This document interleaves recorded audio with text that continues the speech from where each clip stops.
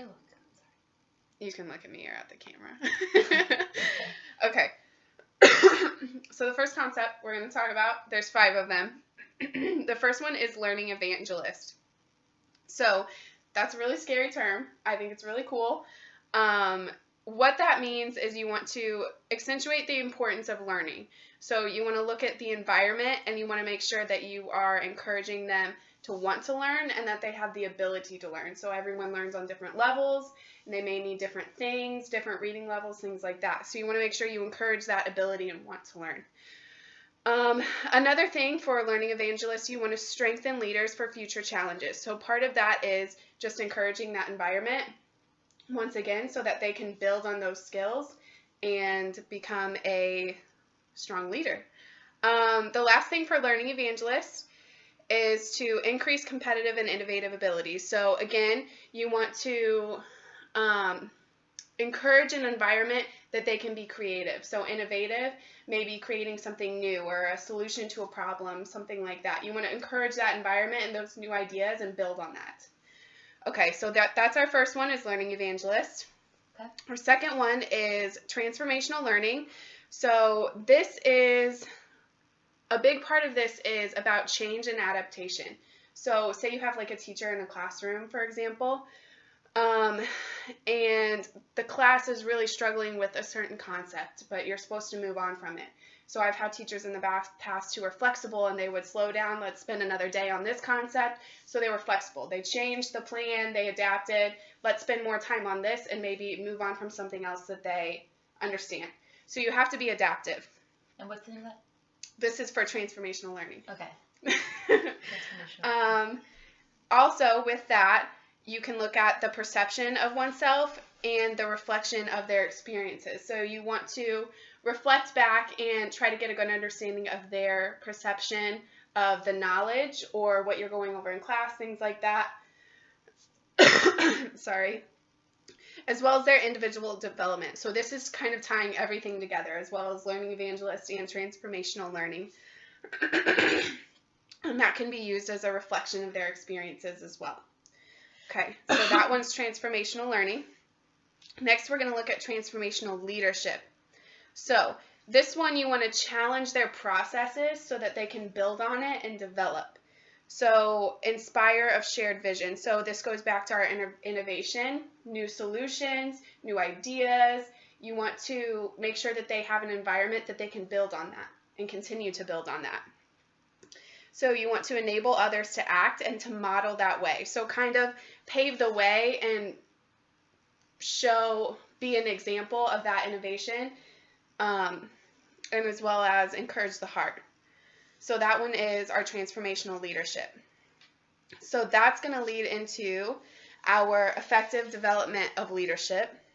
So these are kind of some skills and some ways to develop good leaders.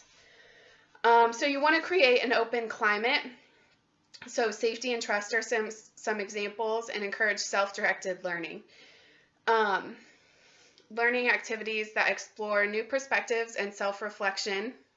So a big thing with that is providing feedback. So if you do an activity and you want to provide open feedback so that they can question and make sure they get a good understanding, rather than just giving them the feedback and then creating a closed off wall, a barrier. We want to make sure to keep an open communication and align with that. That way they can build on it and truly understand the concepts of what you're trying to get to them. So with that, we want to do proper amount of time for personal exploration. So you almost want to personalize this idea. So it goes back to the environment and everyone's ability and their different levels, things like that. So you want to make sure that it's personalized and you're slowing down for different students and trying to be in tune to that. Does that make sense? Mm-hmm. Okay. So that's effective development of leadership.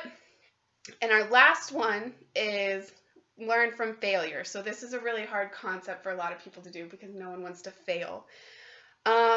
So a really important thing is people's feelings towards failure. Like I said, people don't like to fail.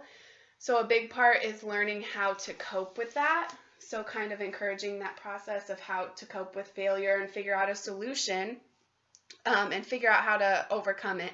And people cope on different levels and have different feelings towards that. And something to be aware of as well. People's tolerance of failure. Some people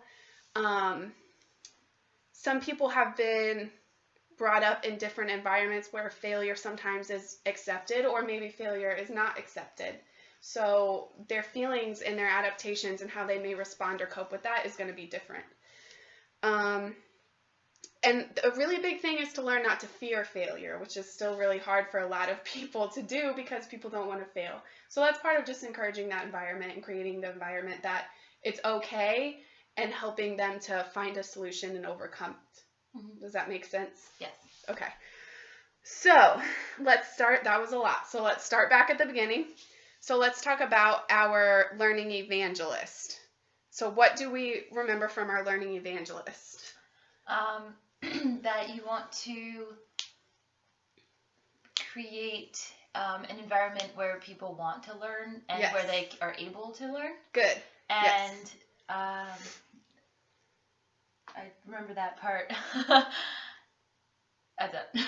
So you want to create the environment for want and ability to learn. The other really important thing that I think for that is innovation to encourage creative environment.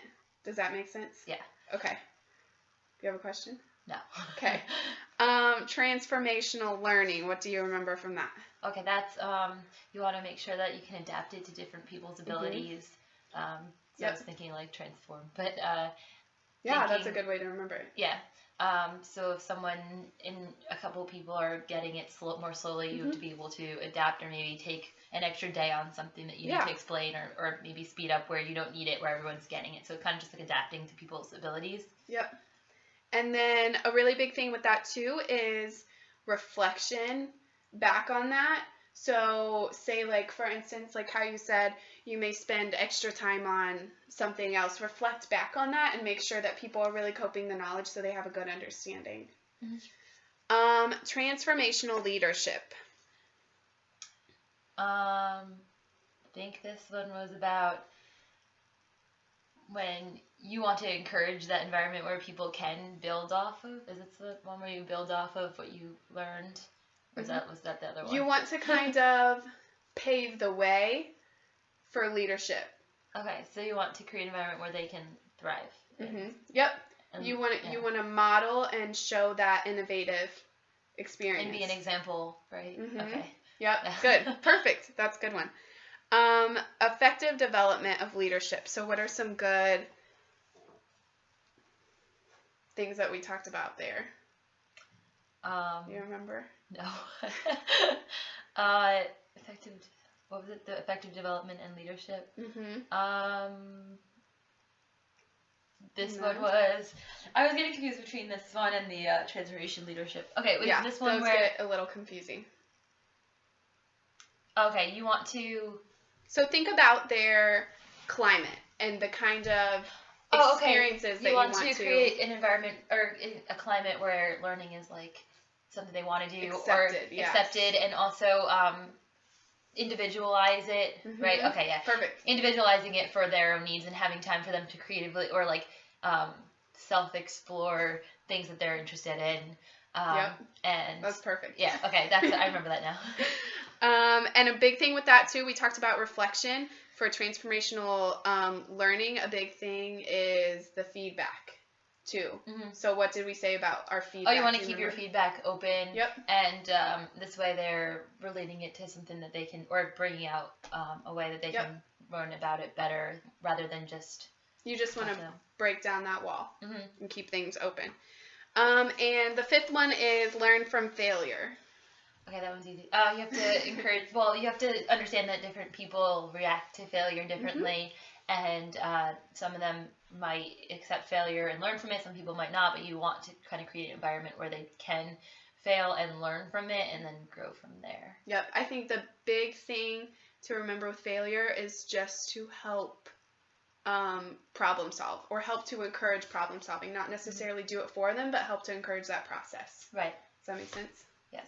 Have any questions? Nope. Cool.